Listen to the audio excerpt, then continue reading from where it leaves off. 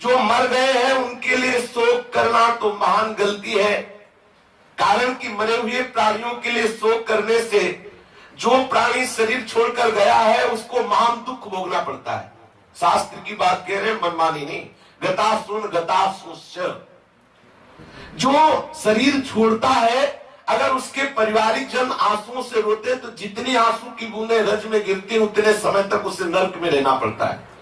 इसलिए कभी भी किसी का परिवार का कोई पधारे तो रो मत, नाम कीर्तन करो, प्रभु का सुमिरन करो। प्रभु के नाम कीर्तन से सब बात बन जाती है। किस लिए रोना? जो हमारा प्रियजन उसको दुख देने के लिए रोए क्या? कदापि नहीं। जो पधार गए उनके लिए शोक करना महान गलती है, कारण कि मरे हुए प्राणियों के लिए जो शोक करके आंसू बहाता है उस जीवात्मा को दुख भोगना पड़ता है। पारिवारिक जनों को, ये अज्ञानी जन होते हैं। कुछ लोग तो मतलब ऐसे होते हैं कि उनको रोना ही रोना है। वो एक संगोष्ठी टाइप होती है, गोष्ठी, 50 लोग बैठ के, मतलब हृदय में वो कोई बात नहीं, पर वो छाती पीटना है और वो रोना है, वो ऐसा सब नहीं। सत्संगी जनों के सब बाहरी बातें। वास्तविक आप अपनापन मानते हैं तो उसके लिए जप कीजिए, प्रियालाल से प्रार्थना कीजिए कि स्वामिनी जो आप कृपा करके इनको अपने चरणारविंद की सेवा में रखिए। ये सब बाहरी बातें।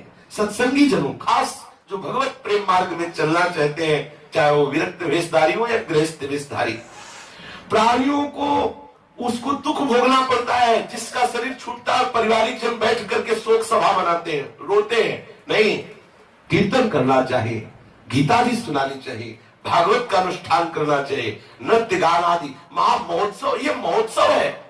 शरीर छोड़ना ये महोत्सव है। संसारिक जन शोक करते हैं, यहाँ उत्सव मनाया जाता है।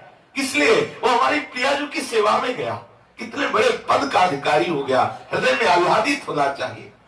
मृत आत्मा के लिए जो पिंड दान दिया जाता है, जो जल दान दिया जाता है, शास्त्र का सिद्धांत है कि वो उसे परलोक में मिलता है।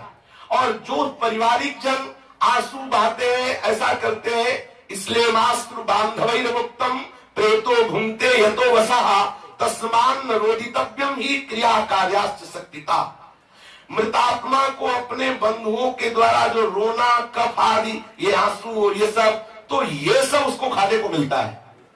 आंसू जो निकलते हैं, नाक, श्लेष्मा, खखार, ये सब जो रोता है, ऐसे चीखता है, हाय हाय, और वो सब वो उसको खाने को मिलता है। और उसकी दुर्गति होती है जो पारिवारिक जन उसके लिए रोते। ये शास्त्र की बात कह रहे, मनमानी बात नहीं कह रहे।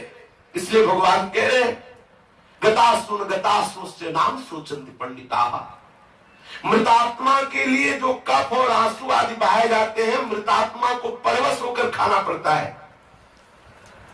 और जो अभी जी रहे हैं उनके लिए भी शोक नहीं करना चाहिए, क्योंकि उनका पालन पोषण, उनका जो भी प्रबंध, उनकी जो भी दशा, उनका जो भी भरण पोषण है, तुम्हें चिंता करने की जरूरत नहीं। चिंतन करो श्री हरि का, हरि संभालेंगे।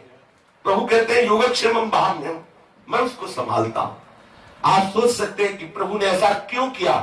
क्योंकि अनंत जन्मों का हिसाब खत्म करके अपने जन को अपने घर में अपनी नित्य सेवा में रख लिया। तुम्हें अपने स्वार्थ के कारण दुख लगता है, प्रभु ने बहुत गलत किया, क्योंकि तुम्हारे स्वार्थ की पूर्ति उस जीवात्मा से हो गई थी। तुम्हें पता है कि पिछले जन्म में क्या था? 30 वर्ष 20 वर्ष का संबंध हुआ तो तुमने अपना मान लिया, और अनंत काल से जो प्रभु का अंश है वो अंशी के समीप गया तो तुम्हें बुरा लग रहा है।